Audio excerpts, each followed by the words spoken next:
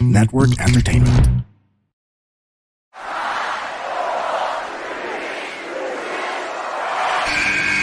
Who's ready for story time? What's going on? This is Xavier Woods, aka Austin Creed. Let me talk to you. Hello, WWE Universe from the Philippines. This is Charlotte. Hey everyone, this is Jeff Cobb. I have to finish the story. We are pretty deadly. Yes, boy. Yes, boy. Run! Bang! The sniper is shooting you down. This is TMDK's Robbie Eagles. Hey, this is the Cosmic Cactus, Paul London. Hello, my name is Ilya Dragunov, the Czar, the NXT champion, and you're listening to... And you're listening to... And you're listening... And you are listening... And you're listening to the Wrestling Podcast. The Wrestling Podcast. The Wrestling Podcast. The Wrestling Podcast. To the Wrestling Podcast. Yeah.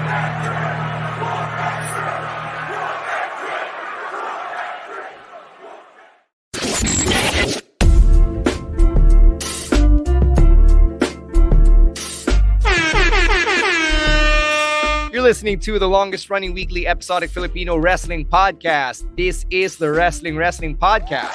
Stan C, Romoran, and Emil Nate checking in for our picks of the week. Just enough to get you over the midweek hump. So if you're new to this episode, this is where we put together our favorite matches or segments from the week in wrestling, just so you can have something to watch in case you're strapped for time and can't watch everything all in one go.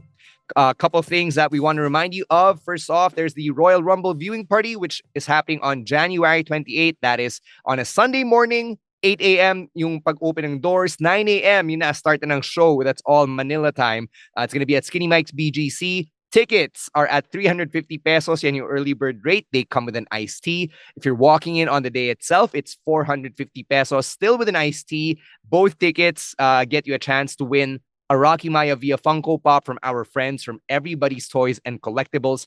And if you want to get your tickets now, you can get them at tinyurl.com/Rumble2024. Again, that is tinyurl.com/Rumble2024.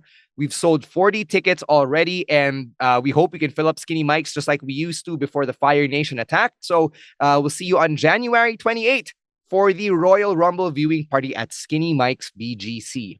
Emil, let them know about the growing Wrestling Podcast Patreon community. All right. You can support the podcast by subscribing to our Patreon program. It's at patreon.com/Wrestling Podcast for as low as $5 or 250 to 260 pesos in our local currency. You get some benefits, of course, once you join in on our Patreon. There's the Discord community where you can interact with us, interact with your fellow podcast, talk to us about anything and everything under the sun. Also, we host some watch parties in there for the PLEs and pay-per-views. Also, we got the review content of the weekly wrestling shows courtesy of Rowan, like Raw, SmackDown, the weekend AEW shows, NXT, and local wrestling happenings as well. And if you want to get your authentic wrestling merch, we're doing our pasabays, I think every monthly or every other month. And if you join in on our Patreon and be a subscriber, you get some special rates on the service fees na pinapatong namin. And again, by subscribing, you're pretty much supporting everything that we do here on the pod. So again, it's at patreon.com/Wrestling Podcast for as low as $5. All right, let's get to our picks of the week. We're going to start with our consensus pick from Monday Night Raw, and it's the Our Truth and Judgment Day vignette. We actually talked about this nung live stream just because of how absurd it was and how a lot of people were raving about the silliness of it all, from Our Truth thinking Dom's name was Tom Mysterio and that there was a Nick Mysterio, to yung Live, Laugh, Love, to the baby versions of the Judgment Day. Ano pa bang bagong discourse that came out from wrestling Twitter in the week since? No, naman. There's no new discourse. It's just that picks of the week. So people have tried to pick this, and then other things came out, but it was really the pick of the week for a lot of people watching Raw last week. So I think syempre deserve naman yun ng mention for how genuinely funny it was. Yeah, I feel like that was the best part of Raw. That entire video. Sad. Really? Yeah, that was a bit of shitty Raw.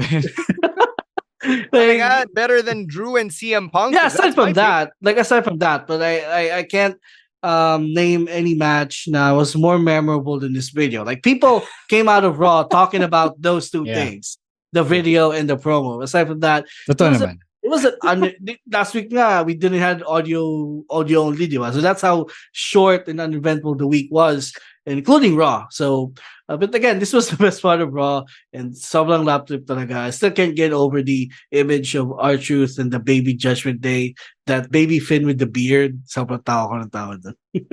Yeah, if you guys really like yung R-Truth Judgment Day Live, Laugh, Love t-shirt, then let us know on facebook.com/wrestling podcast. If there's enough demand, we might actually do another pasabay run in the middle of Royal Rumble season so you can get your Live, Laugh, Love shirts in time for at least WrestleMania, but when we do the annual WrestleMania viewing party.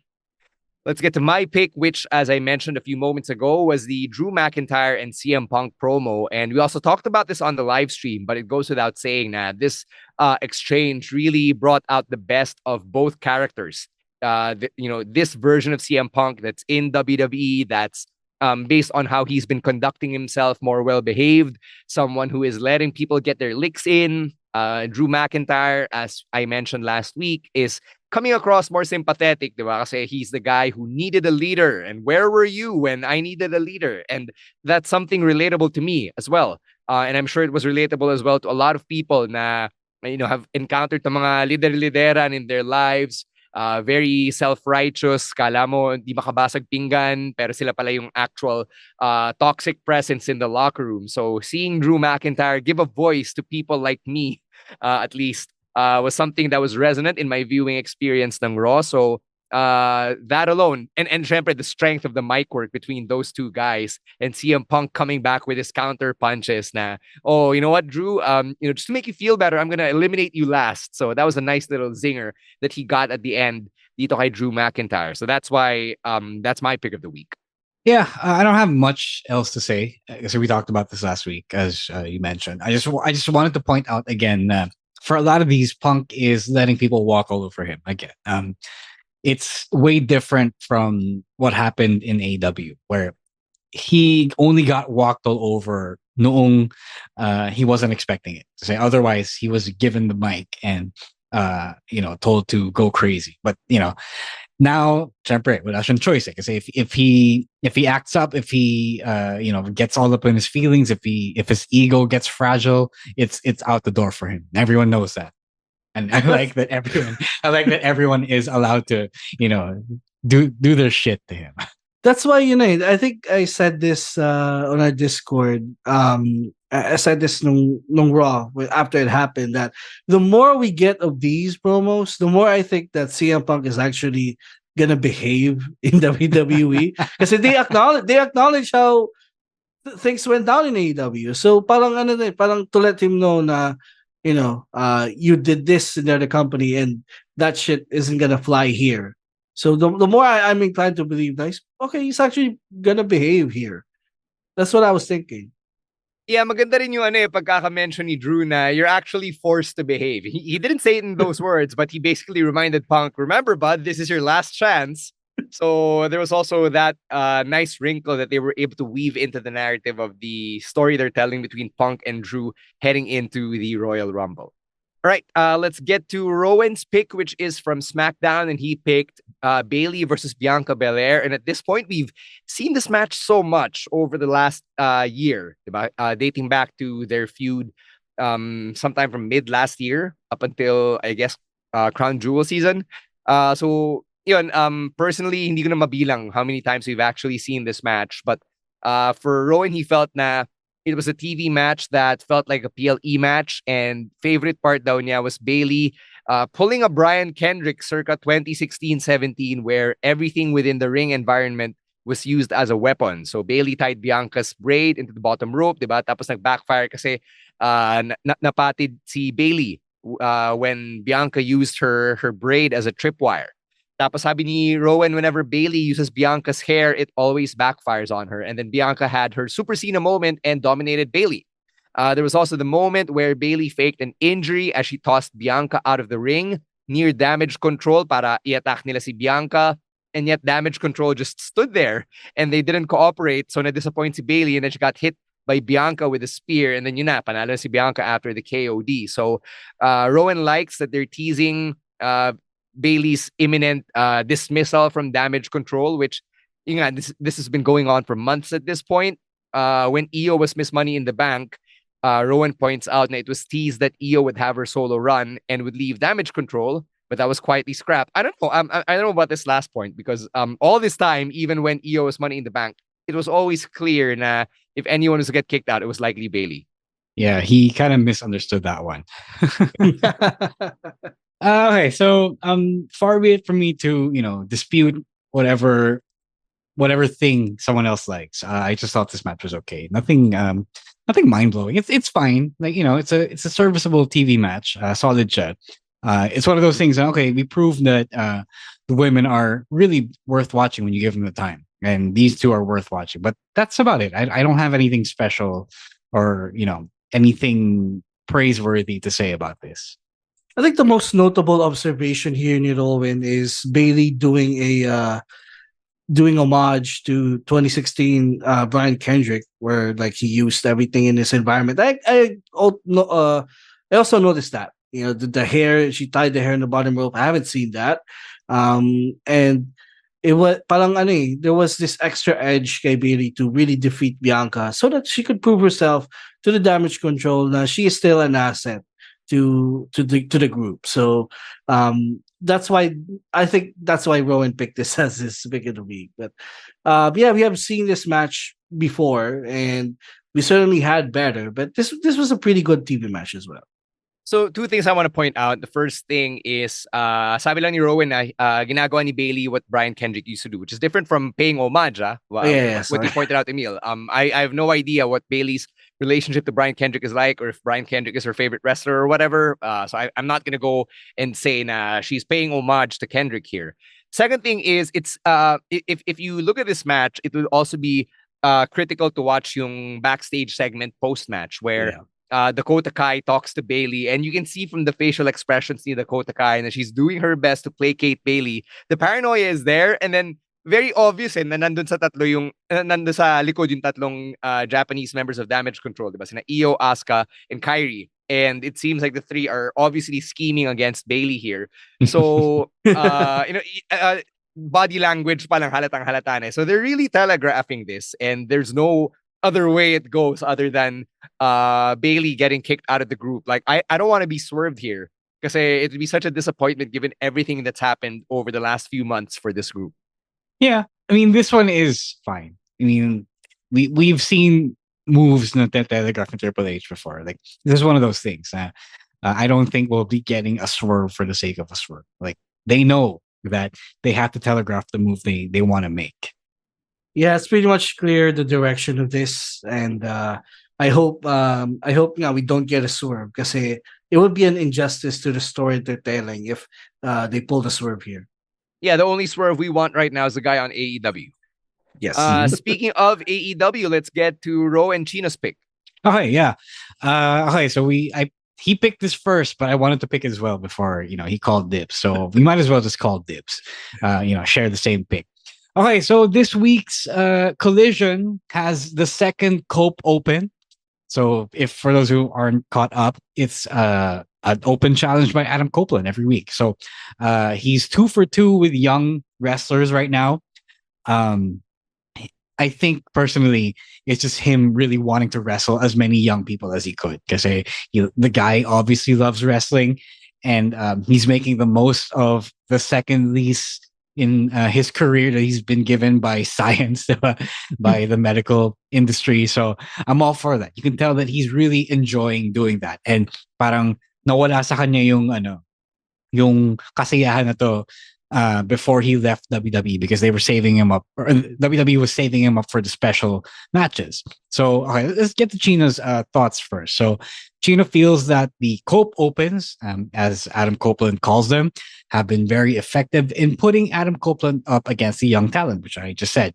So it gives the younger guys a chance to be under Edge's learning tree. It gives Adam Copeland the opportunity to face the younger talent, as I mentioned, and then the potential matchups are endless. So Chino wants to see him face people like Commander, El Hijo de la Kingo, Konosuke Takeshita, Hook, whoever the fuck that guy is, and and then may criticism to Chino here.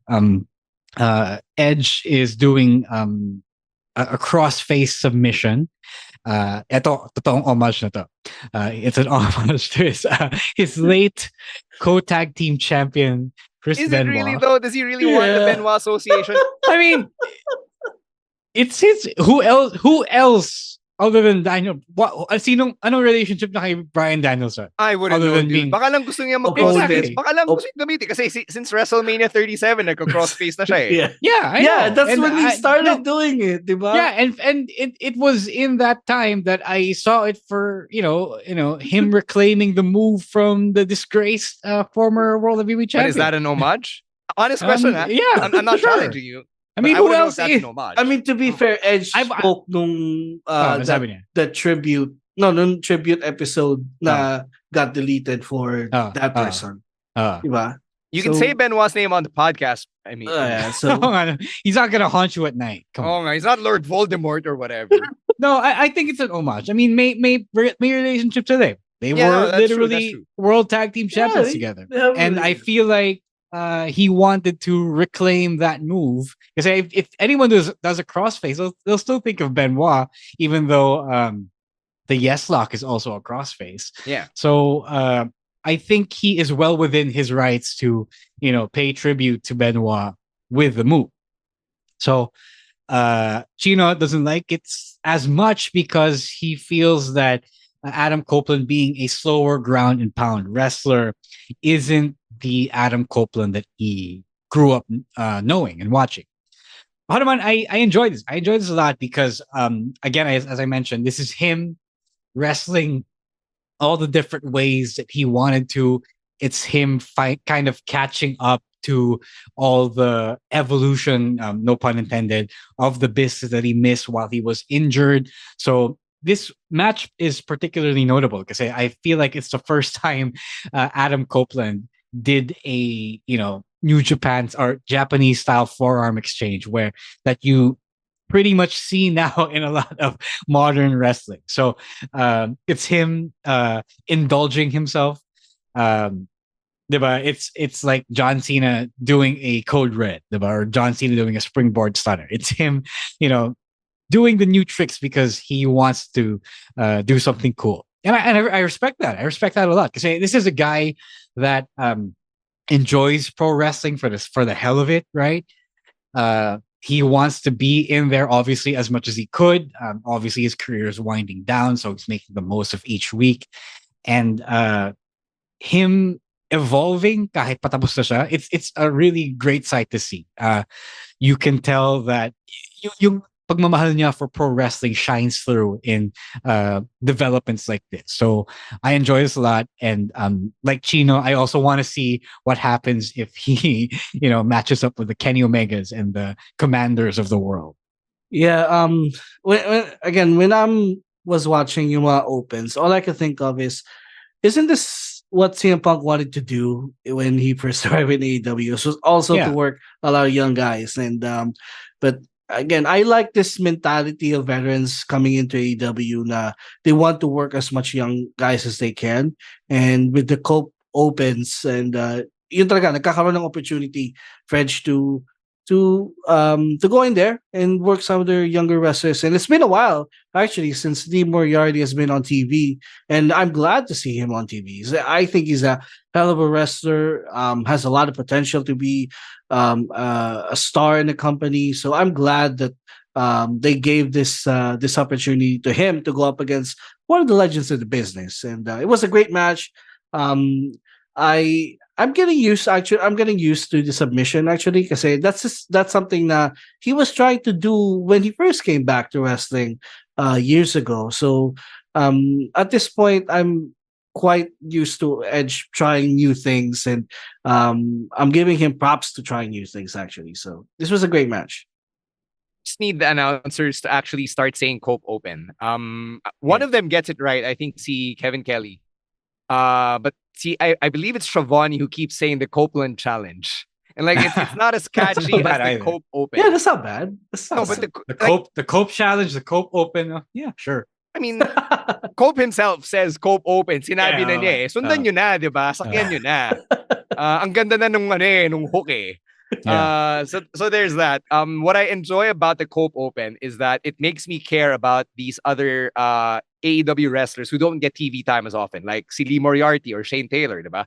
We don't get to see them that often on TV, and then when they do appear, yung ano lang sila, like they're just hovering around, nasa laylayan sila. They're not at the center of the storytelling. So if you're not watching Collision religiously every week, you don't know what they're doing half the time. So at least this week, I'm paying attention to them. I know what they're all about, at least for this week. And it's good na yung hatak ni Adam Copeland, it extends to these guys, even if someone like Lee Moriarty doesn't win. But the exposure alone is enough of a rub. And that's exactly what type of service Cope does here for the young guys in AEW. So all around. I like that for them because people will easily, fans are going to be snarky about it and say, bakit si Griff Garrison yung kalaban ni Adam Copeland? And Griff Garrison can say, gusto ni Edge eh. Gusto ko makalaban ni Edge eh. So, ano gagawin nyo? Oo, di ba? Tsaka may story eh, di ba? The Cope Open is a story device. It's a plot device that they've conveniently weaved into the show. So, it's so easy to explain why Shane Taylor randomly comes out and berates Adam Copeland on the mic and then introduces Tyga style. So I mean, it makes sense. Yeah. If Edge actually has a list of people, of young guys that he wants to wrestle that Tony Khan has a hold of, then you're made. You're a made man. Kasi all you gotta do is step up and show up. Diba? So be there for everything. And for a lot of 2 for 2 pa naman so far. Griff Garrison was okay, but Lee Moriarty was really, really good here. Saka, I don't know if they're gonna ever go back to the Adam Christian feud, but they are. He mentioned they will. Like I said, Pero I'm saying that this is parang it's good that they're separating the two first. Because we had months of them feuding, so it's good that they're doing this for a while, and they can always go back to that eventually. And the heat still gonna be there. Yeah, dun talaga babalik, Emil. Is what we're trying to say here, because Adam literally got the mic and said, "Christian Cage, I'm still coming for you," or something to that effect. So they're not gonna stray away from that goal for however long the Cope Open is running. Yeah, sorry. One last thing. I like that ini-indulge na rin nila si Adam Copeland. Yeah. Okay, you want to wrestle and you want to wrestle as many young guys as you can. Okay, we'll do this and then we'll go back to Christian later. Like, I appreciate that they could do that. That's the beauty of the only 4 or 5 or 6 pay-per-views in the AEW calendar year. Mm-hmm. All right, let's close things out with Emil's pick, which is from New Japan. All right, so my pick comes from New Japan Battle in the Valley that happened last Sunday as well. It's a match, Shingo Takagi versus John Moxley in a no DQ match.